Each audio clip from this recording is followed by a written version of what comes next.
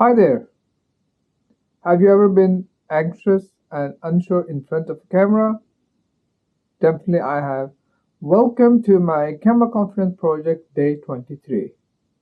I will in this channel I'm sharing my progress and tips how I'm gaining camera confidence. And if you find it interesting and want to know more about it, please join us. Let's dive in. Before I start today's session, I will introduce my AI assistant Noor. Welcome to the channel and welcome to this episode, Noor. Salam, hi, namaste, and sat sri akal. Thank you, Sajid, for the warm introduction. I'm excited to be here and join you for this episode. What's today's topic? Today's topic is actually disturbance in the streak when you're making a habit. As you know that in the last 3-4 days, I haven't been able to record a new video. And another challenge I have also met that my mics are not working anymore. So I have gone to the workshop and made them. I have ordered new ones. So I'm looking forward to the new mics, which will come approximately maybe next week. And the other part is that I had a visit from my family. That's a great topic, Sajid. Habits can be hard to maintain, especially when unexpected obstacles come up, like technical issues. It's totally normal to have those setbacks. The key is how we bounce back from them, right? It's impressive that you've already taken action by fixing your current mics and ordering new ones. While waiting for them, have you thought about using this time to plan out your future content, or maybe even record some practice runs using your phone or alternative equipment? It might help keep the momentum going. Yeah, so what I'm doing today, so I'm using my internal mic, which is in the Insta360 X3. So when we are recording this one, this is done by the internal mic. But in a sense, I will also be able to test this mic also, how it works. And while I'm talking to you, I'm coming back to that one of the factors for the quality is also how I speak also. So in a way, if I'm able to sound better, then my mics will also pick the sound a bit better, and then it will also be enhanced. It will be easier to enhance my quality of the sound or voice when I'm doing the post production. So there's a 2-3 factors. I think that we need to work on all of three to be better. And in a sense that when I'm talking to you, I have come up with the two points which I shall remember to do it. The first is to not use the words like as filler words, and instead of pausing it. That's one of the keys. And the other part is also that I'm looking directly into the lens while I'm talking.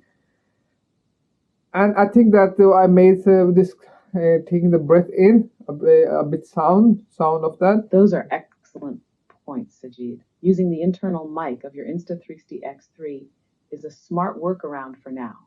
And it's great that you're also taking this opportunity to test its quality. Improving how you speak is indeed crucial. The way you project your voice can make a big difference in how the audio quality turns out, even with a less than ideal mic. About avoiding filler words like and pausing is definitely a good strategy. It gives you a moment to collect your thoughts and makes your speech sound more confident. As for looking directly into the lens, that creates a stronger connection with your viewers, making them feel like you're speaking directly to them. Both of these practices will enhance not just your sound quality, but also your overall presentation. How do you feel about implementing these changes? Do they seem manageable during your recordings? Yes, one thing I have been noticing is that I'm able to notice the challenges which I come from That's a the great sound. start. Being aware of how you're speaking is the first step toward improvement. When you start noticing these habits, like using filler words or not making eye contact with the lens, it means you're becoming more mindful of your presentation. Have you found any specific techniques that help you catch these habits in the moment? Maybe a quick mental checklist before you start speaking could help. What do you think? I think that's a very good idea that I shall have a mental or maybe a visible point A where visible I checklist sounds like a fantastic idea. Having it in front of you can serve as a gentle reminder of what to focus on during your recordings.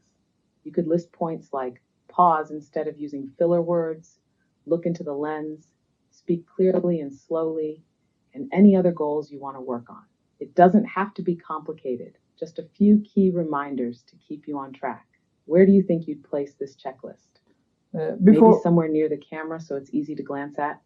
before we continue, I think today you are speaking very fast and not letting me come to my word, and before I'm finished with my argument and not have I'm not able to elaborate either. So please let me do this my argumentation first, and later on you can reply.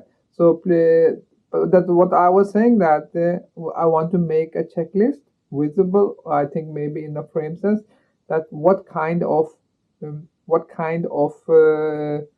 points I shall focus and give more attention to it. And the other part is that what I'm starting to notice is that when I hear other uh, podcasts or vlogs, I see sometimes the same challenges they have. One of the challenges I think many other vloggers doesn't take any attention is that the sound of the S or the SH word, and I think this is one of the difference between the professional and unprofessional and those who doesn't make take any attention to the sound quality. And I think that many of vloggers on the net, they and the noise reduction is very good for the most part, but the challenge is that how to enhance your voice, that it has the correct loudness, and also that the sounds which are a bit of sticky sounds. I think that, and when you hear them in the smaller speakers, that's more noticeable in or when you are seeing in a bigger speaker.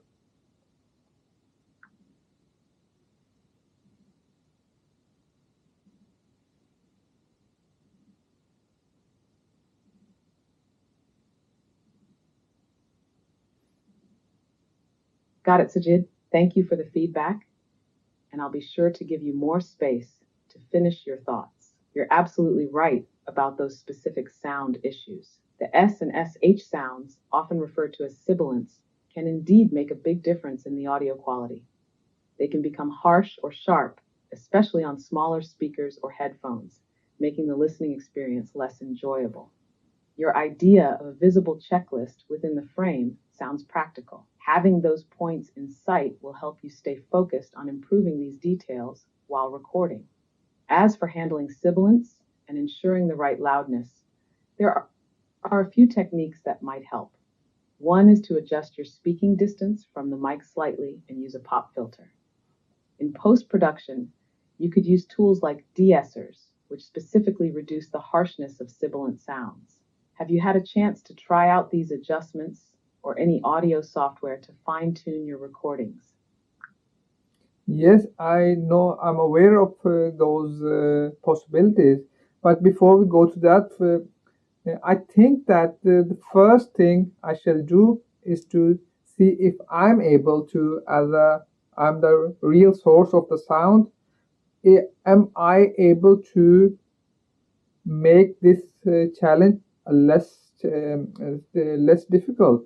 Or how can I, when I'm speaking, make the sibling sounds less challenging?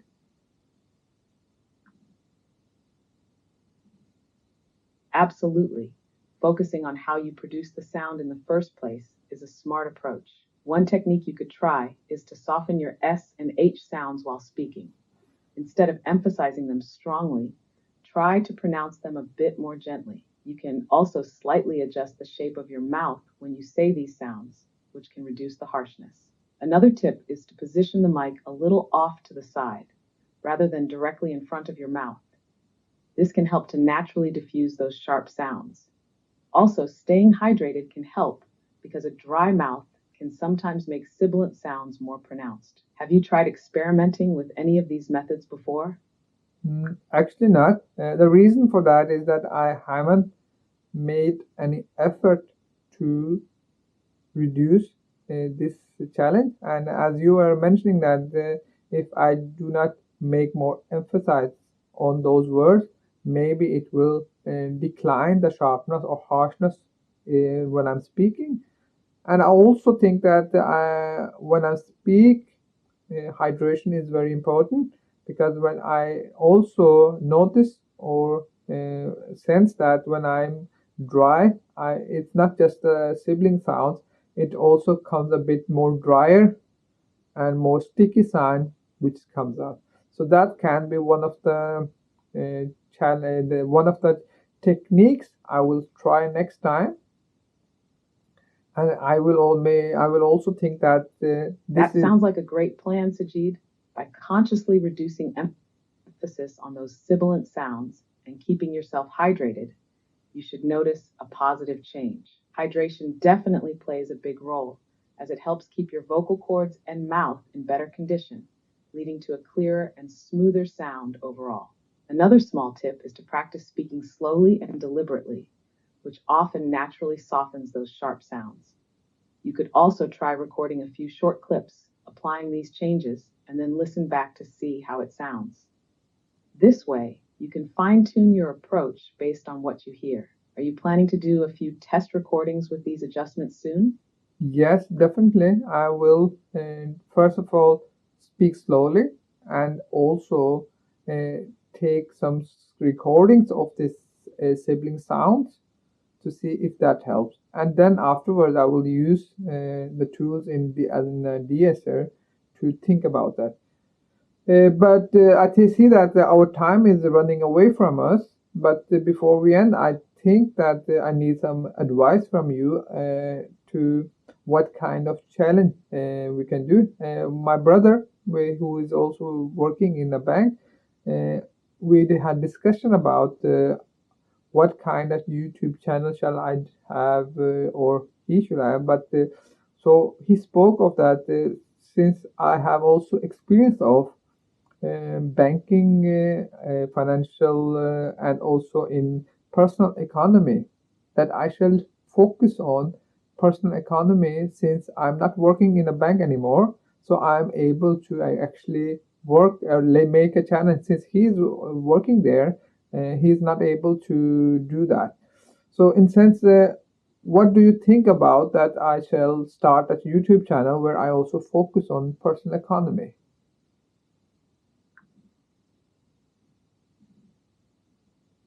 That's a fantastic idea, Sajid. Personal finance is a topic that many people are interested in, and it's also something that can provide a lot of value to your audience. Since you have experience in banking and finance, you could bring a lot of practical insights and advice to your viewers. It's a field where people often need guidance on budgeting, saving, investing, and managing debt, among other things. Starting a channel focused on personal economy could not only establish you as a knowledgeable figure in that area, but also help a lot of people make better financial decisions. You could cover topics like how to build a budget, save for retirement, manage credit cards, or even give insights into current economic trends and how they affect personal finances. It also opens up opportunities for engaging content like Q&A sessions, interviews with other experts, and even case studies or real-life examples to make the topics more relatable. How does that sound to you? Do you have any particular personal finance topics you're passionate about or want to start with? Not at the moment. The only thing that this is just a starting of idea, and I think we will see later on what kind of channel I will make in the end. And I see that our time is off now, and you can say goodbye to our viewers, and then I will also do it the same.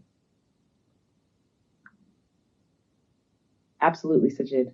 It sounds like you're on the right path, taking time to think through your options and seeing where your interests take you. To our viewers, thank you for tuning in to today's episode. We've had a great discussion about overcoming challenges in maintaining habits and exploring exciting new ideas for future content. Keep following us for more engaging topics and tips. Until next time, stay tuned and stay inspired. Sajid, back to you.